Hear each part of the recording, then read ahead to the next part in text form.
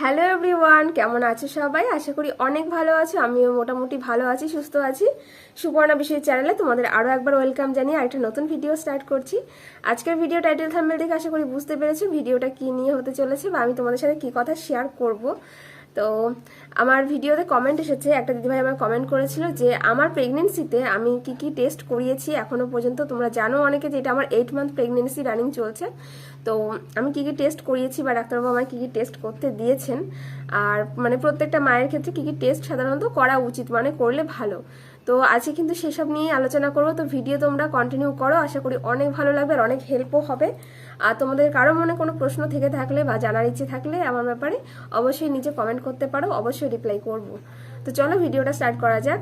তো সবার প্রথমে আমি যেটা বলবো সেটা হচ্ছে তোমরা ধরো যখন তোমরা মানে প্রেগনেন্ট বুঝতে পারবে, মানে পিরিয়ড মিস হওয়ার পরে তোমরা কিছুদিন এক সপ্তাহ বাদে ধরো টেস্ট করলে, এখন তো মানে যা দিনকাল তোমরা বাজারে কিট পেয়েই যাবে সাধারণত।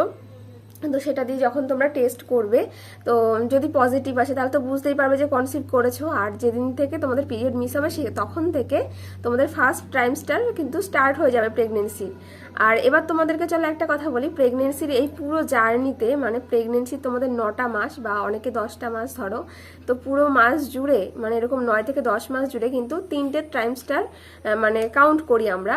তো প্রথম 3 মাস হচ্ছে ফার্স্ট ট্রাইমস্টার, তারপরে সেকেন্ড 3 মাস মানে সেকেন্ড 3 মাস বলতে 4 থেকে 6 মাস পর্যন্ত আমরা সেকেন্ড ট্রাইমস্টার ধরে থাকি, আর 6 থেকে 9 মাস পর্যন্ত আমরা থার্ড ট্রাইমস্টার ধরে থাকি। তো প্রথম মানে ফার্স্ট ট্রাইমস্টারে তোমরা যখন ডক্টর চেক আপ করাবে, তো কি কি করা উচিত মানে টেস্ট, তো প্রথমে যখন যাবে ডাক্তারবাবু কিন্তু তোমাদের আবার ইউরিন টেস্ট করতে দেবে, মানে যেটা আর কি তারা আরেকবার চেক আপ করাবে তুমি প্রেগনেন্ট কিনা, যেটা তোমরা বাড়িতে চেক করে নাও যে ইউরিন দিয়ে মর্নিং এর।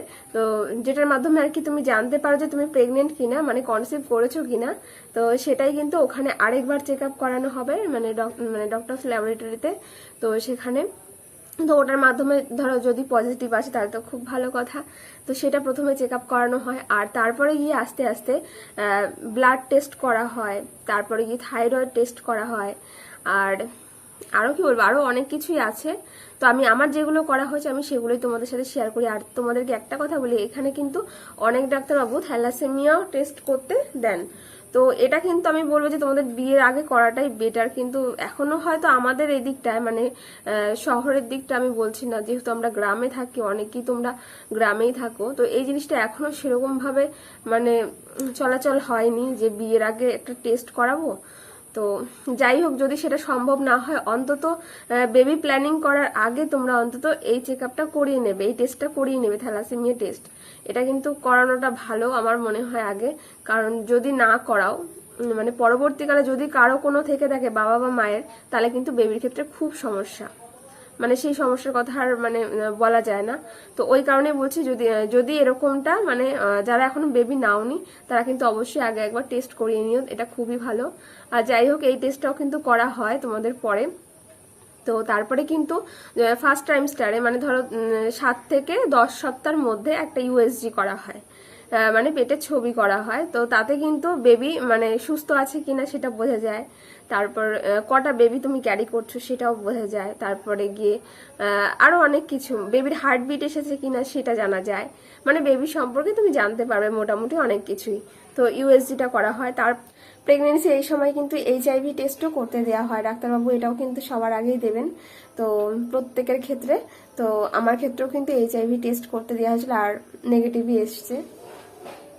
এবার চলো তোমাদেরকে বলি যে সেকেন্ড ট্রাইমস্টারে কি কি টেস্ট করানো হয়। তো আমি প্রথম মাসে যখন আমি ডক্টর চেক আপে গিয়েছিলাম তখন কিন্তু আমাকে থাইরয়েড টেস্টও করতে হয়েছিল, ডাক্তারবাবু দিয়েছিলেন, আর তখন কিন্তু আমার অনেকটা বেশি এসেছিল রিপোর্টে।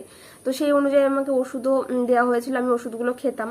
তো তারপরে যখন সেকেন্ড ট্রাইমস্টারে মানে আমার যখন 4 মাস প্রেগনেন্সি চলছিল, তখন কিন্তু আবার আমাকে টেস্টটা করতে দেওয়া হয়, কারণ মানে কমেছে কি বেড়েছে সেইটা দেখার জন্য বা জানার জন্য। তো মানে থাইরয়েড থাকলে না অনেক কিছুই খাওয়ার বারণ, যে অনেক কিছু খেতে পারবো না। তো সেই সব নিয়ে আমি তোমাদের সাথে পরে একটা অন্য ভিডিওতে আলোচনা করব, তো সেটা আর এখন বলছি না। তো ওইগুলো মানে সেভাবে চলতাম, যেগুলো খেতে বারণ করা ছিল সেগুলো খেতাম না, তারপর যেগুলো খেতে বলা ছিল সেগুলো খেতাম। তো এইভাবে ওষুধটাও আবার কন্টিনিউ করতাম। সকালবেলা তোমরা দেখো যে আমি যে ওষুধটা খাই থাইরয়েডের, তো সেইটার মাধ্যমে কমেছে কি না, কতটা কমেছে কি বা বেড়েছে জানার জন্য আমাকে কিন্তু সেকেন্ড ট্রাইমেস্টারে মানে 4 মাস যখন আমার প্রেগনেন্সি তখন আবার টেস্ট করতে দেওয়া হয়। আর তারপরে কিন্তু আমার অনেকটাই কম এসেছে। আর তোমাদেরও যদি কারো এরকম বেশি থেকে থাকে দেখবে তোমরা মানে পরে কিন্তু 2-4 মাস বাদে, 2-4 মাস কি 2 থেকে 3 মাস বাদে আবার কিন্তু এই টেস্টটা করতে দেবে ডাক্তারবাবু। আর তখন কিন্তু তোমরা জানতে পারবে যে তোমাদের এটা কমেছে কি কমেনি, বা কতটা বাড়লো বা কতটা কমলো, তোমরা সবটাই জানতে পারবে। তো ওই টেস্টটা করতে দেওয়া হয়। তারপর আবার ব্লাড টেস্টও করতে দেওয়া হয়। তারপরে গিয়ে ইউরিন টেস্ট করতে দেওয়া হবে আবার, কারণ ইউরিন ইনফেকশন থাকতে পারে অনেকের, বা যখন লাস্ট স্টেজে যায় মানে প্রেগনেন্সির লাস্টের দিকটায়, লাস্টের মাসগুলোর কথা বলছি, তখন কিন্তু অনেকেরই ইউরিন ইনফেকশন হয়ে যায়। তো সেই টেস্টটা কিন্তু করতে দেওয়া হয়। আবার চলো এবার বলি যে 5 মাসে গিয়ে কি করা হয়। 5 মাসে যখন হয় মানে প্রেগনেন্সি তখন কিন্তু অ্যানোমালি স্ক্যান করা হয়। আর অ্যানোমালি স্ক্যান আশা করি তোমরা অনেকেই জানো যে কি মানে এই ব্যাপারটা কি। ইউএসজির মতনই, কিন্তু ওটাতে একটু টাইমটা বেশি লাগে, 40 থেকে 45 মিনিটের মতন। আর ওটার মাধ্যমে দেখা হয় বেবি সুস্থ আছে কিনা, বেবির মানে বডি পার্টগুলো সম্পর্কে একটু ভালোভাবে জানা হয়, মানে জানা যায় বেবি ঠিক আছে কিনা, তারপর বেবির হাত পা সমস্ত কিছু মানে ঠিকঠাকভাবে ডেভেলপ করছে কিনা। যেহেতু 5 মাস হয়ে যায় তখন কিন্তু বেবি অনেকটা বড় হয়ে যায়। তো এই জিনিসগুলো এবার তারপরে এখনো তোমরা জানো যে আমার 8 মাস চলছে তো প্রেগনেন্সির। আর আমি যখন এর আগের দিন ডক্টর চেকআপে গিয়েছিলাম আমাকে আবার বলা হয়েছিল যে 9 মাস পড়লে আমাকে আরেকবার ইউএসজি করতে হবে, মানে বেবি ঠিক আছে কিনা আর কোন পজিশনে আছে সেটা মানে জানার জন্য। তো এই জিনিসগুলোই কিন্তু করা হয়। আর এবার কি বলতো, অনেকের তোমরা যদি অনেকে ভেবে থাকো যে মানে অন্য আরেকজনের আরো কিছু টেস্ট করতে দিয়েছে তোমাকে কেন করতে দেয়নি বা কিছু, তো এরকমটা কিছু মানে ভাবলে চলবে না। এবার দেখো আমি তোমাদেরকে বলি, তোমাদের শরীরের সমস্যা অনুযায়ী কিন্তু তোমরা যেই ডাক্তারবাবুকেই দেখাচ্ছ তোমাদের শরীরের সমস্যা অনুযায়ী কিন্তু তিনি তোমাদেরকে বলবে যে এই চেক আপগুলো তোমরা করাবে।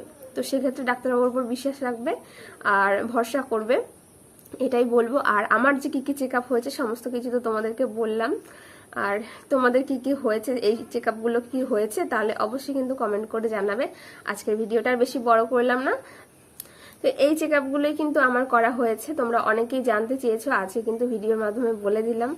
আর তোমাদের কি কি চেক আপ হয়েছে না হয়েছে অবশ্যই কমেন্ট করে জানাবে। আর তোমরা কি ভিডিও দেখতে চাও নেক্সটে অবশ্যই কমেন্ট করবে কিন্তু। তো আজকে ভিডিওটা এখানে শেষ করছি, টাটা।